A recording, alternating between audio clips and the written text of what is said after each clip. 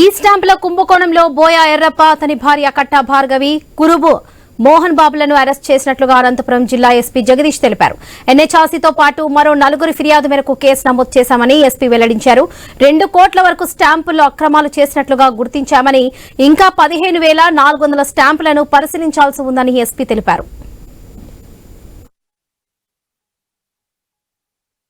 High value denomination ఉన్నటువంటి ఈ stamps కొనుక్కోవడానికి ఎవరైనా కన్స్యూమర్స్ పోయినప్పుడు వీళ్ళు లో వాల్యూ ఉన్నటువంటి ఈ స్టాంప్స్ని కొనుక్కొని stock holdings corporation of India నుంచి వాళ్ళు కొనుక్కొని సబ్సిక్వెంట్గా దాన్ని కంప్యూటర్ సిస్టంలో ఫోటోషాప్ చేసి దాన్ని హై వాల్యూ కింద చూపించి దాన్ని ప్రింట్ చేసి ఆ కన్స్యూమర్స్కి ఇవ్వడం జరుగుతుందని చెప్పి మాకు కంప్లైంట్ రావడం జరిగింది.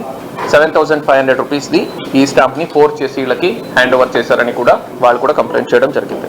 ఈ ముగ్గురు ఎవరు సస్పెక్టెడ్ అక్యూజ్ కింద వాళ్ళు నేమ్ చేశారు, వాళ్ళతో పాటుగా భువనేశ్వర్ అని చెప్పి ఇంకొక